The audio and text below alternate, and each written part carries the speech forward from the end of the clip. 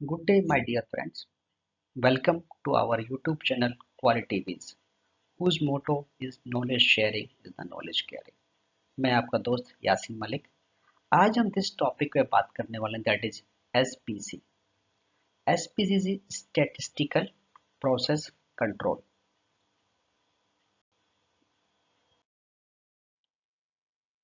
SPC जो बनी है that is there are three words. अगर हम डिटेल में बात करते हैं तो statistical, second is a process, third is a control. जो स्टैटिस्टिकल है that's comes from the branch of statistic. जो स्टैटिस्टिक्स है वो क्या कहता है that is a branch of mathematics. When we talk of the math we talk of the data. क्या deal करता है? Deal with the collection, analysis, interpretation, the presentation of data. तो इंफॉर्मेशन तो सबके पास होती है, बट अगर वो डिफाइंड फॉर्म में नहीं है, उसको हम डिस्कस नहीं कर सकते, हम उसको प्रेजेंट नहीं कर सकते, उसका कोई फायदा नहीं है। तो द स्टैटिस्टिक की ब्रांच में बात करते हैं, that is A branch which deal with the analysis, collection, interpretation, and the presentation. Data क्या है? That is a factual information. Whenever we are using the word data, it means we have some fact, right? It's not hypothetical things. हमारे पास data है, हमारे पास values है जिसको हम present कर सकते हैं, जिसको हम अंडरस्टैंड कर सकते हैं। हाइपोथेटिकल कुछ भी नहीं कि ऐसा हुआ होगा, ऐसा है, हो सकता है, क्या है, that is called the data. Second जो वर्ड है एसपीसी का वो है आपका process. Process is the activities, or you can say the set of activities which are used to convert input to the output. तो जो भी एक्टिविटीज हैं आपके पास, चाहे एक है या मल्टीपल है या सेट ऑफ एक्टिविटीज हैं, जो आप यूज करते हो इनपुट को आउटपुट में कन्वर्ट करने के लिए। थर्ड वर्ड है कंट्रोल। जब हम कंट्रोल की बात करते हैं तो ऑब्वियस रिक्वायरमेंट इज दैट कि we are along with the specification, we are meeting the requirement, we are with the customer specification और प्रोसेस स्पेसिफिकेशन। सो कंट्रोल में जब हम एसपीसी की बात करते हैं, I simplify the statement of the SPC that we have to control the process, we have to improve the process with the use of data analysis, with the use of statistical. इसलिए हम इसको कहते हैं statistical process control. अब different type of the datas होते हैं, right? तो there are two types of the data. एक होता है आपका वेरिएबल, सेकंड होता है एट्रीब्यूट।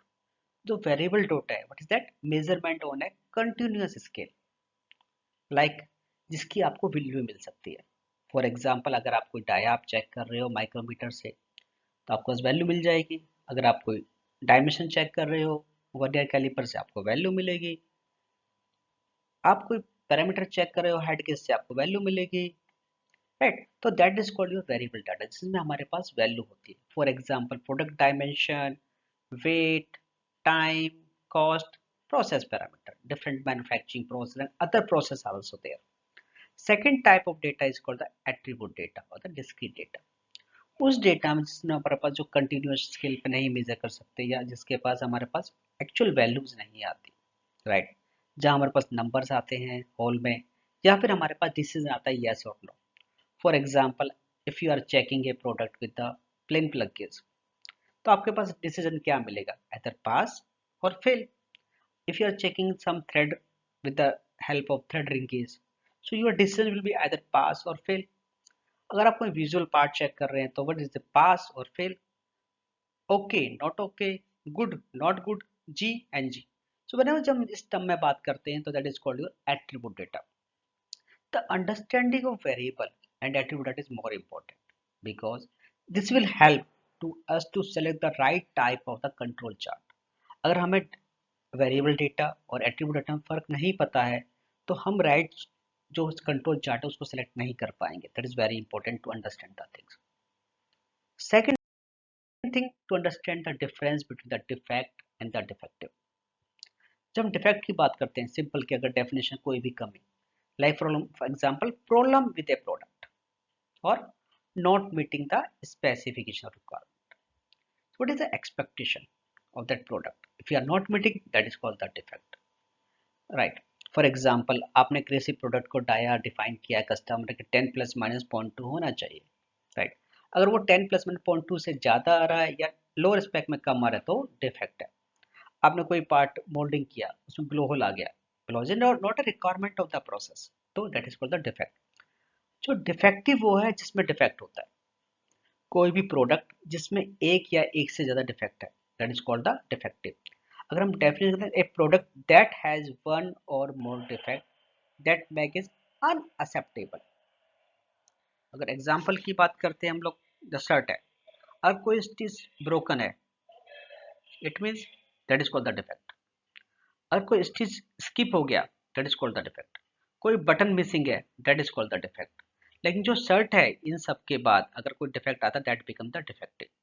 तो शर्ट एक ही है, बट इसमें more than one more defect हो सकते हैं, एक से ज्यादा डिफेक्ट हो सकते हैं। इसके अलावा हमें समझना पड़ेगा कॉमन कोज और स्पेशल कोज में डिफरेंस, राइट। जो कॉमन कोज है, उससे पहले जाने से पहले हम डिस्कस करते हैं, जो हर एक प्रोसेस है उसका अपना वेरिएशन होता है, हर एक चीज का अपना वेरिएशन होता है।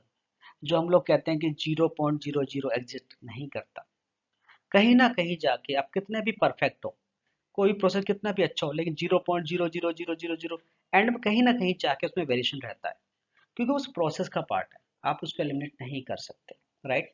So that is a natural variation, right. जो नेचुरल वेरिएशन होता है उसको हम कहते हैं कॉमन कॉज और नेचुरल फ्रिक्शन। ये आपका प्रोसेस का इनहेरेंट पार्ट है, अंदर का ही है, बाहर का कुछ नहीं है। जो भी है, जो वेरिएशन मशीन की वजह से हो सकता है, आपका मेजरिंग इंस्ट्रूमेंट का भी एरर हो सकता है, सब कुछ है, but that is a part of inherent part of the process, right. Then it can not be easily isolate, आप इसको अलग नहीं कर सकते। हाँ, आप इसको कम कर सकते हो या अपडेट कर सकते हो, इम्प्रूव कर सकते हो प्रोसेस को, but by going to the next level of the control. अगर आप फॉर एग्जांपल अभी आप माइक्रोमीटर यूज करें 0.01 का, तो उसका अपना एरर है, वो 0.01 तक का ही चीज बताएगा आपको। लेकिन आपको चाहिए नहीं, मुझे उससे लेवल ज़्यादा एरर चेक करना है, तो आपको क्या चाहिए, हाइयर एक्यूरेसी का इंस्ट्रूमेंट चाहिए। For example that you need a 0.001 micrometer का लीस्ट काउंट का माइक्रोमीटर चाहिए आपको, right. So you can you can reduce the common cause, but by going the higher level of the control, higher technology, higher accuracy, right. But अगर आपके system में common cause है, it means process stable, unstable नहीं है। You can predict the process कि मेरा product कहाँ जा रहा है, मेरा पीस सही बनेंगे या नहीं बनेंगे, right. Like machine accuracy. Second type of the cause is called your special cause. Special cause is not inherent part of the process, तो ये सिस्टम का अंदर का पार्ट नहीं है, ये है बाहर का, right. Like it is called the assignable cause. कोई भी एक्स्ट्रा स्पेसिफिक चीज हुई which impact my process, like for example आप कोई मशीन में पार्ट मशीनिंग कर रहे हैं, ठीक है, नॉर्मल हार्डनेस है, सडनली कोई हार्डनेस ज्यादा आ गया, टूल टूट गया, तो जो हायर हार्डनेस वाला पार्ट आया, that is called your special cause. वो प्रोसेस का पार्ट नहीं था, आपके लिए प्रोसेस की हार्डनेस का रेंज डिफाइन की गई है, उससे ज्यादा आ गया, राइट। आपने डिफाइन किया है कि ये जो स्किल लेवल है मेरा यही रहेगा, उसी लेवल के मेरे बंदे काम करेंगे, ऑपरेटर काम करेंगे। अनफॉर्चुनेटली बाय मिस्टेक कोई ऐसा ऑपरेटर लग गया जो कि क्वालिफाइड नहीं है, स्किल नहीं है, that is called your assignable cause, because this is not a part of system. जो भी असाइनेबल कॉज होते हैं उसको आप आइडेंटिफाई कर सकते हो, आप उसको कंट्रोल कर सकते हो। ये ध्यान रखिए, जब भी असाइनेबल कॉज है तो प्रोसेस आपका स्टेबल नहीं होगा, राइट, और ना ही आप उसे प्रिडिक्ट कर सकते हैं। जैसे एग्जाम्पल डिफेक्ट इनपुट मेटल आ गया, ह्यूमन एरर आ गया। हाँ, अगर हम इम्प्रूव की बात करते हैं या एक्शंस की बात करते हैं, तो इस कॉमन कॉज के लिए mostly we can take the help from management, क्योंकि इसमें आपकी कॉस्ट इन्वॉल्व रहती है, हायर एक्यूरेसी इन्वॉल्व रहती है। लेकिन जो असाइनेबल कॉज है उसमें आपके जो ऑपरेटर है, जो पर्सन जो मशीन के नियर है या प्रोसेस नियर है, they can improve the process. Another terms in the SPC is called the population, subgroup and the distribution. आपके पास बहुत सारा डेटा है, बहुत सारे आपके पार्ट हैं, आपके पास 1000 नंबर ऑफ पीसेज है, तो आपको क्या करना है, उसमें कुछ सैंपल्स लेने हैं, तो जो 1000 number of that is called population, जिसको आपको एनालिसिस करना है, राइट। उसमें से जो आपने 5 या 10 piece as a sample identify किए for the further analysis, that is called your sub group, right. अब आपने डाटा एनालिसिस किया तो उसमें क्या आपको डिस्ट्रीब्यूशन मिलता है कि डाटा कैसे डिस्ट्रीब्यूट हो रहा है, क्या पैटर्न बन रहा है। When we talk about the pattern, so there are three important things are there in the pattern. That is important: location, spread, and the shape. All you know about the bell shape curve. तो उस bell shape curve की अगर बात करते हैं, उस distribution की हम बात करते हैं, तो वो बेल शेप कर्व की लोकेशन कहाँ जा रही है, उसकी शेप कैसे आ रही है, राइट, उसका स्प्रेड कितना है, दैट्स मोर इम्पोर्टेंट। कि जो आप पार्ट बना रहे हो वो किस तरह डिस्ट्रीब्यूट हो रहे हैं against the specification, against the process control, that is called the distribution. If you go by the definition, is a method to describe, what is it, method to describe the output of a source of variation which individual values as a group form a pattern.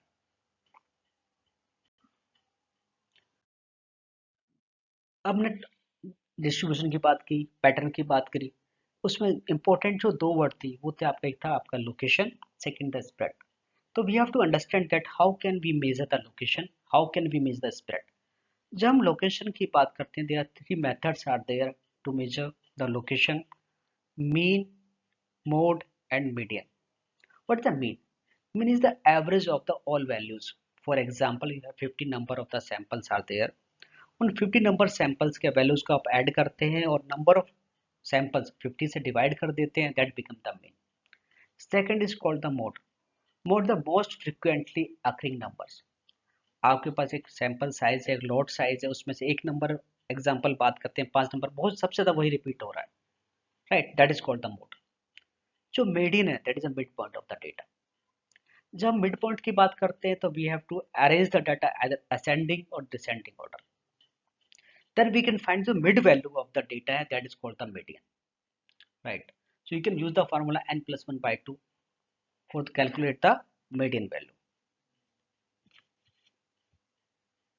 Second important understanding is required for the spread. आपका data का कहाँ लाई कर रहा है, कहाँ उसका average आ रहा है, कहाँ मीन जा रहा है. नाउ यू फाइंड कि ओवरऑल जो डेटा है वो आपका बेसिकली कस्टमर स्पेक या प्रोसेस पैकिंग इसमें कहाँ लाई कर रहा है, लेकिन उसका स्प्रेड कितना है, कहाँ तक फैल रहा है वो, that is more important to understand, right. तो how can we check the spread? We can check the spread by the range, we can check the spread by the standard deviation. So range है, the range is the difference between the largest and the smallest value, right? For example, you have data 4, 5, 6, 7, 8. What is the largest value? 8 number. What is the smallest value? 4. The difference 8 minus 4 is equal to 4. 4 is called your range value. Second is standard deviation, right? Standard deviation is basically square root. That is called your square root of the square distance of each data value from the mean. It means आपके पास जितने भी value आपने उनसे mean निकाल लिया, अब हर एक individual value को आप चेक करते हो मीन के रिस्पेक्ट में उसका स्क्वायर रूट डिफरेंस क्या आ रहा है, डिस्टेंस क्या आ रहा है, that is called your standard deviation. Standard deviation is most accurate then the range. क्योंकि रेंज में क्या होता है, दोनों के अपने प्रोज एंड कॉन्स हैं, फायदे और नुकसान है. रेंज इजी मेथड है, सबसे पहले इजीली आप निकाल सकते हो what is my largest value, what is my smallest value, difference निकाल लिया. लेकिन आप एज्यूम करिए अगर आप रेंज की बात करते हैं, रेंज क्योंकि हम तो बात कर रहे हैं स्प्रेड के लिए, मेरा स्प्रेड कैसा जाएगा, आपके पास डेटा हाइपोथेटिकली कहते हैं डाटा पर 4, 5, 10, 11, इसका रेंज क्या निकलेगी, 11 - 4 7 हो गई. या दूसरा एग्जांपल लेके चलते हैं, आपके पास एक रेंज है 4, आपके पास डेटा है आपका 28, 29, 30. रेंज का निकालोगे आप 30 - 4 is equal to 26. तो this is not exact method to spread, data तो सारा आप एक तरफ ही जा रहा है. In that case, the right value is the standard deviation. So when you which method is depend on the type of the requirement, the type of the situation. But first we have to understand what is the meaning of all these things.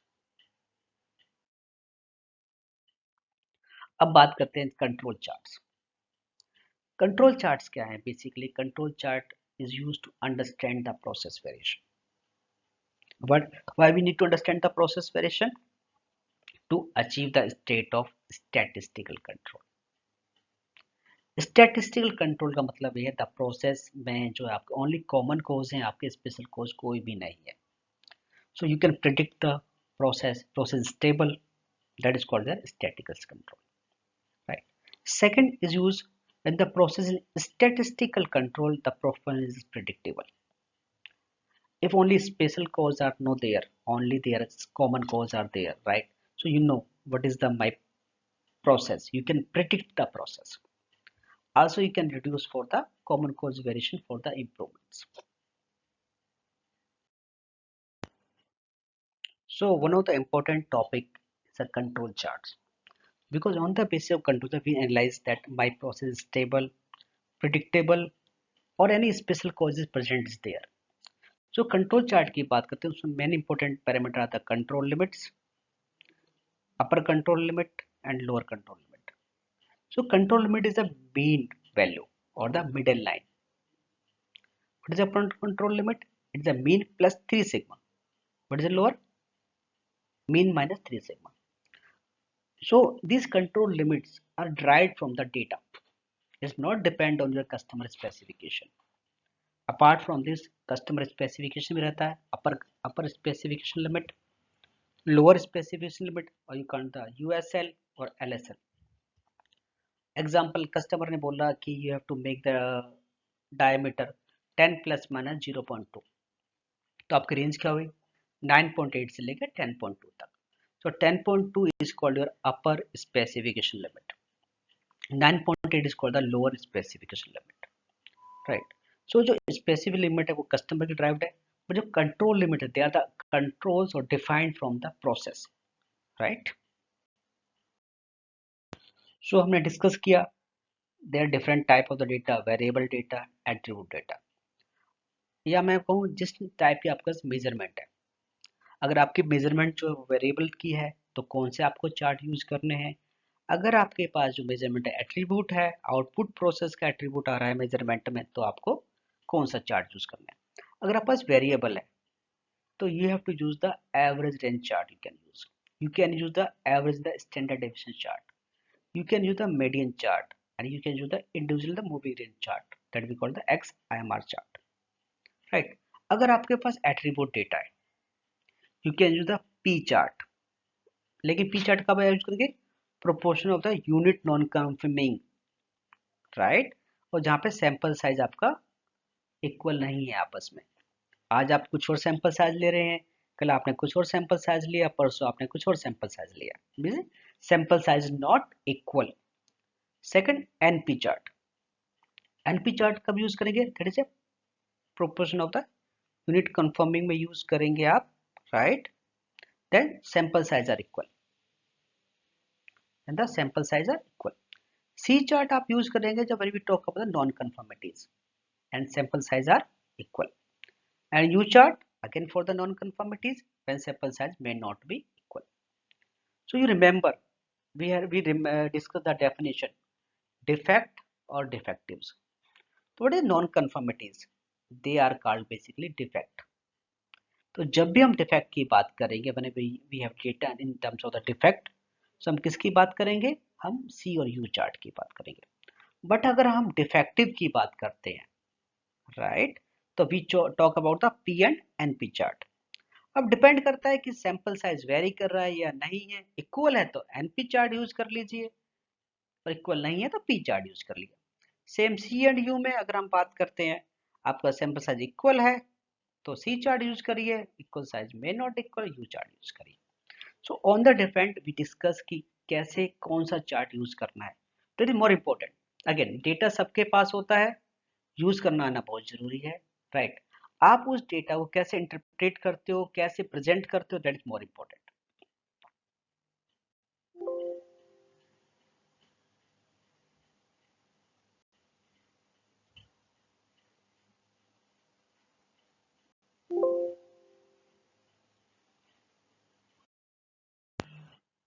इस slide में हम लोग समझेंगे कि कौन सा chart कैसे use करना है. सबसे पहले आपको पता होना चाहिए आपको डाटा आपका वेरिएबल है या एट्रीब्यूट है.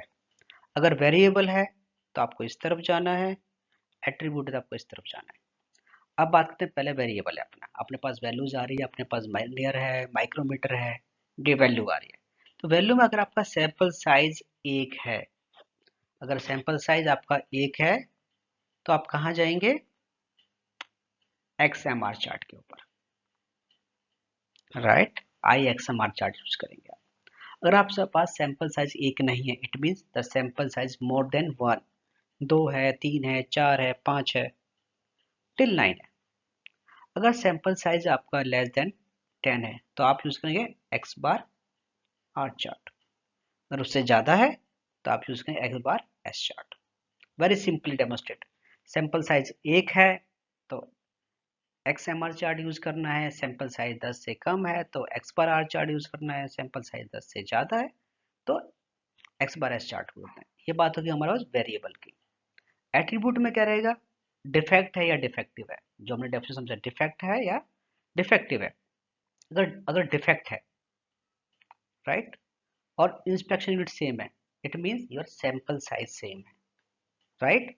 अगर सेम है तो सी चार्ट, सेम नहीं है तो यू चार्ट, सिंपल।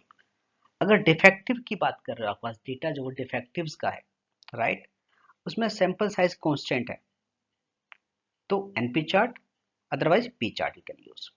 तो this chart is very simply define कि कौन सा चार्ट आपको कब यूज करना है। तो आपको पहले पता होना चाहिए कि डेटा कौन सा है आपके पास, उस डेटा का टाइप कितना है, सैंपल साइज का, that will inform to define the right type of the control chart. अब बात करते हैं type X bar R chart कहाँ यूज कर सकते हैं। एग्जाम्पल, जहाँ पे आपके पास पैरामीटर्स आपके पास हैं, राइट। फॉर एग्जाम्पल आपका ब्लड प्रेशर की वैल्यूज हैं आपके पास, राइट। आईएमआर चार्ट कहाँ यूज करोगे आप, जहाँ पे आपके पास आपको स्मोक गैस फैन का मॉनिटर करना है। एग्जाम्पल, आपको मैकेनिकल पैरामीटर्स लेने हो, लेकिन सैंपल आपके पास एक ही है, right. X bar S chart कब यूज करोगे, जब आपके बहुत सारे सैंपल साइज है, मोर देन 10 है, 15 मेजरमेंट आपने ले रखी है, राइट, आपका 20 मेजरमेंट्स है तो आप ये सब यूज करोगे। पी चार्ट कहाँ यूज करोगे, जहाँ पे आपका परसेंटेज ऑफ पेशेंट्स है जिसके बाद मेडिकल सेंटर पे आए हैं चेकअप के लिए, आपके पास परसेंट ऑफ सीमेंट सैंपल्स हैं तो आप कहाँ यूज करोगे, पी चार्ट। जिनकी डिफेक्टिव डिफेक्टिव की हम बात करते हैं तो P chart for the defective. NP chart कहाँ यूज करोगे, जब नंबर ऑफ सैंपल्स है लेकिन आपके पास सेम सीमेंट से बनाए गए हैं, राइट। और दूसरा कहाँ यूज कर सकते हो आप, जो बैच है 50 नंबर बैच है बट आपका सेम टाइम पे प्रोसेस किया गया, सेम टाइम प्रोसेस नहीं किया गया। सी चार्ट में आप बात करें नंबर ऑफ डिफेक्ट्स के लिए। एग्जाम्पल बात करते हैं, number of defect in the soldering observe in the sample of 50, number of defect observe in the sample of 50 purchase product, right. You chart कहाँ डालोगे आप, number of spelling mistake in A purchase order, number of defect in the television assembly. So define the type of the project, sample size. You have to define the type of the control chart. इस वाले video में mostly हम लोग क्या कर रहे हैं, हम लोग बेसिक अंडरस्टैंडिंग कर रहे हैं। नेक्स्ट जो वीडियो हम लोग डेवलप करेंगे, जो डिजाइन करेंगे, जो हम अपलोड करेंगे, we will go by specifically आपको एसपीसी में, अगर मैं एक्स बार आर चार्ट की बात करूं एग्जांपल, तो कैसे बनाना है, we'll go step by step in the next video. But before defining or before implementing or before making X bar R chart or control, we have to understand the basic terminology. आपने chart बना लिया, data बना लिया, तो आपको interpret करना है कि भाई आप सही डायरेक्शन में हो, कोई प्रॉब्लम है। तो देयर डिफरेंट टूल्स आते हैं, वो आपको बताते हैं कि जो आपका कंट्रोल चार्ट है या प्रोसेस है वो कंट्रोल है, स्टेबल है, या is there any special causes present there. For example, पहला रूल कहता है any point above the UCL LCL. अगर आपके कंट्रोल चार्ट में कोई भी पॉइंट अपर कंट्रोल लिमिट या लोअर कंट्रोल लिमिट से बाहर जाता है तो आप कहेंगे जो आपका प्रोसेस में कोई स्पेशल कोज है, प्रोसेस स्टेबल नहीं है। Second case, 7 point in the row constantly increasing और डिक्रीजिंग, कोई भी लगातार 7 पॉइंट बढ़ रहे हैं या फिर घट रहे हैं तो उसमें आप कहते हो कि वहां पे कोई स्पेशल कोज अवेलेबल है। अगर 2/3 of the point should be 1/3 region of the control limit or 1/3 of the point 2/3 region between the control limits। और अगर मैं सिंपली बात करूं, जनरल टर्म में बात करूं, कोई भी पैटर्न नहीं होना चाहिए, लाइक 14 पॉइंट अप डाउन नहीं होने चाहिए, 7 पॉइंट इंक्रीजिंग नहीं होने चाहिए, 7 पॉइंट डिक्रीजिंग नहीं होने चाहिए, पर्टिकुलर एरिया में पॉइंट्स नहीं होने चाहिए, right. So that is called कि आपके पास कोई पैटर्न नहीं है, राइट। अगर कोई भी डिफाइंड या ऑब्वियस पैटर्न नहीं है, इट मीन्स वहाँ पे कोई स्पेशल कॉज नहीं है जो कि आपके प्रोसेस को इम्पैक्ट कर रहा है। जो भी वेरिएशन है प्रोसेस का पार्ट है, इनहेरेंट वेरिएशन की वजह से तो कुछ भी रैंडमली वेरिएशन आ रहा है, राइट। जब स्पीसीज स्टडी करते हैं तो उसमें दो पैरामीटर होते हैं, प्रोसेस कैपेबिलिटी और प्रोसेस परफॉर्मेंट, और you can say CP CPK, PP PPK. जब हम प्रोसेस कैपेबिलिटी और प्रोसेस परफॉर्मेंस की बात करते हैं या सीपी सीपी की बात करते हैं, दोनों में डिफरेंस है। डिफरेंस क्या है? जो सीपी और पीपी की स्टडी है, प्रोसेस कैपेबिलिटी की स्टडी है, हेड सीपी पीपी पैरामीटर्स हैं, वो हमेशा बात करेंगे आपकी range in terms of specification. It means कि आपके कस्टमर ने आपको स्पेसिफिकेशन क्या दी है और आप कहाँ पे लाई कर रहे हैं, राइट। फॉर एग्जाम्पल, आपके कस्टमर ने बोला है कि आपको डाया बनाना है 10 प्लस माइनस 0.2 में। आप डाया बना रहे हो 10 पॉइंट, फॉर एग्जाम्पल कस्टमर ने आपको स्पेसिफिकेशन दिया है कि आपको डाया 10 प्लस माइनस 0.2 में, इट मीन 9.8 से लेकर 10.2 की आपको रेंज दे दी। बट अगर आपका सारा का सारा जो डेटा है, सारा सारा वैल्यूज है, वो 10 और 10.2 के बीच आ रही है, इट मीन्स आपका प्रोसेस पूरा एक तरफ शिफ्ट हो गया है, राइट। अब जब आपका प्रोसेस शिफ्ट है, ठीक है, और आप पीस बना रहे हो कस्टमर स्पेसिफिकेशन से आधे रेंज में, तो आपका सीपी वैल्यू तो बहुत अच्छा आएगा, लेकिन सीपी के वैल्यू या पीपी के वैल्यू अच्छा नहीं आएगा। क्यों? सीपी के value also control the process variation as well your centring, कि आपका सेंटर से कितना दूर है। अगर आपका प्रोसेस एक साइड शिफ्ट है तो देयर इज अ पॉसिबिलिटी वो बाहर भी जा सकता है। तो अगर प्रोसेस को आपका टुवर्ड सेंटर होना चाहिए और कम से कम स्पेसिफिकेशन यूज करनी चाहिए। डिफरेंट केस लेके चलते हैं, पहला केस लेके चलते हैं। अगेन स्पेसिफिकेशन है आपका 10 प्लस माइनस 0.2, आप बना रहे हो वैल्यू 10.1 से 10.2 में, इट मीन्स आपका पूरा पूरा प्रोडक्ट एक तरफ शिफ्ट हो रहा है, राइट, सेंटर से एक तरफ है, तो कभी भी आउट हो सकता है, राइट। तो आपका सीपी वैल्यू अच्छा आएगा या पीपी वैल्यू अच्छा आएगा, लेकिन सीपी की वैल्यू अच्छा नहीं आएगा। सेकंड केस है, आप वही वैल्यू बना रहे हैं बट आप बना रहे हैं 9.9 से लेके 10.1 के बीच में बना रहे हैं। स्पेक क्या हमारा 9.8 से 10.2, वही आप स्पेक का आधा लिमिट यूज कर रहे हो, बट कहाँ है? विद रिस्पेक्ट टू सेंटर, तो you are more stable, more safe. तो हमें दोनों पैरामीटर लेके चलने होते हैं प्रोसेस एनालिसिस में, सीपी क्या कह रहा है या पीपी क्या कह रहा है, और सीपी के क्या कह रहा है, पीपी के क्या कह रहा है। सीपी का फॉर्मूला क्या कहता है प्रोसेस कैपेबिलिटी का? Customer voice, it means specification, right, divide by the voice of the process, it means voice of the customer divided by the voice of process is called your process capability, या tolerance divided by the width of distribution। Take example लेते हैं same जो हमें discuss किया, right, कि मेरा customer का spec कहता है 10 प्लस माइनस 0.2, इट मीन 9.8 से लेकर 10.2। सो 10.2 माइनस 9.8, ये हो गया मेरे पास voice of customer, divide by the process. जो मेरा प्रोसेस जो बन रहा है, जो डेटा बन रहा है, वो बन रहा है मेरा 10.2 से लेकर 10 तक बन रहा है, इसमें 10.2 minus 10.2, it mean 0.4 divided by the 0.2, it mean 2 आ गया, तो सीपी की वैल्यू आपकी 2 आ गई है, राइट। तो ये आपको बताता है कि कस्टमर स्पेसिफिकेशन के अगेंस्ट में आप कहाँ पर हो। ये सिर्फ आपके प्रोसेस की लोकेशन बताता है, नॉट सॉरी, ये प्रोसेस लोकेशन नहीं बताता, ये सिर्फ स्प्रेड बताता है कहाँ जा रहा है, आप कस्टमर के रेंज में कहाँ पर हो।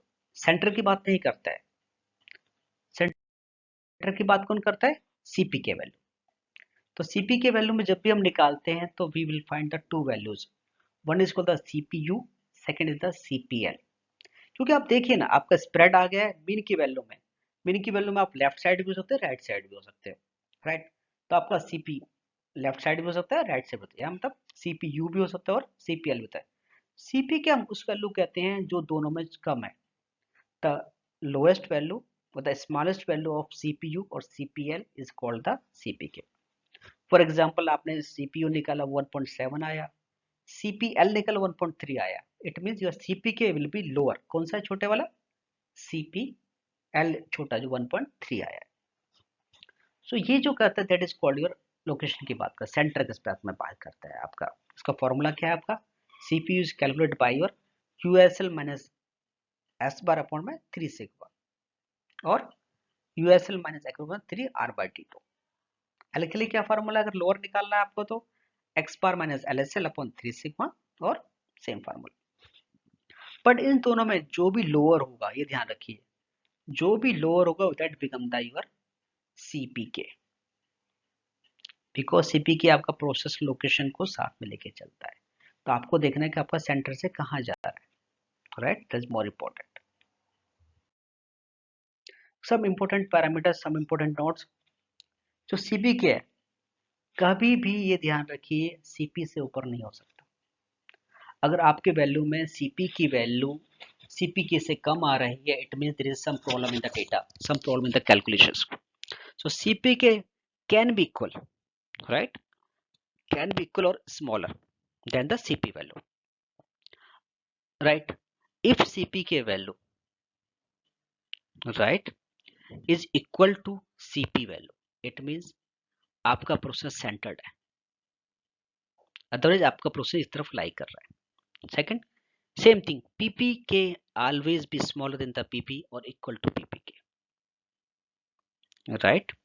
Second, CP and PP cannot calculate for the unilateral dimension, ये ध्यान रखिए।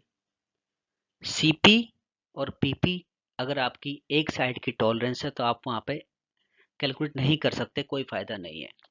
अगर कोई कहता है कि मेरे पास डायमेंशन 10 + 0.5 है, मैं इसके लिए CP निकालूं, आप निकाल तो लगे, कोई फायदा नहीं होगा, वैल्यू नहीं आएगी, राइट। क्योंकि कस्टमर ने आपको मिड वैल्यू नहीं दी ना।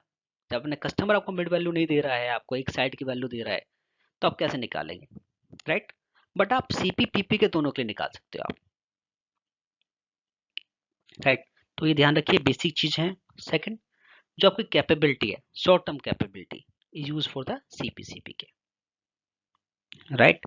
उसका फॉर्मूला R/D2 यूज करते हैं स्टैंडर्ड डेविएशन के लिए। और जो PP PPK है, right, that is called your process performance, उसका PPP बेस इंडिकेट करते हैं, राइट। सो ये बेसिक टर्मिनोलॉजी है जो SPC के बारे में पता होना चाहिए। अगर मैं समराइज करूं SPC के बारे में, हमें पता होना चाहिए कि what is a data, variable attribute क्या है, SPC की टर्मिनोलॉजी क्या है, कंट्रोल चार्ट्स क्या होते हैं और रूल्स क्या हैं जो कि इंटरप्रेट करते हैं। सो आज के सेशन में हम लोग इतना ही रखेंगे। होप आप लोग SPC की बेसिक टर्मिनोलॉजी के बारे में जान गए होंगे। जो अगला हम वीडियो अपलोड करेंगे वो डिटेल्ड रहेगा, स्टेप बाय स्टेप, कि आपको कंट्रोल चार्ट कैसे बनाना है, राइट। कि अगर आपको X बार R चार्ट बनाना है तो स्टेप बाय स्टेप्स क्या रहेंगे, आप कैसे कैलकुलेट करेंगे, कैसे चार्ट फॉर्म होगा। तो we will take care in the next video, right. अगर आप मेरे चैनल पर नए हैं तो प्लीज सब्सक्राइब कर लीजिए ताकि हम लोग को ऐसे चैनल और वीडियो बनाए। Also you can share this video to others ताकि लोग भी अपना ज्ञान बढ़ा सकें। अगर कोई चीज़ है improvement suggest, we will improve our process, we will improve us, right, because knowledge sharing the knowledge caring. और नॉलेज का क्या है, कभी खत्म नहीं होती, बढ़ती चाहिए, राइट। अगर आपने कहते हैं मेरे पास नॉलेज गंभीर है, मीन्स अब आगे सीखना नहीं है, तो हम सबको सीखना है, आगे मिलजुल कर सीखना है। Thank you. Please subscribe this channel, like करिए, सब्सक्राइब करिए, शेयर करिए। Thank you.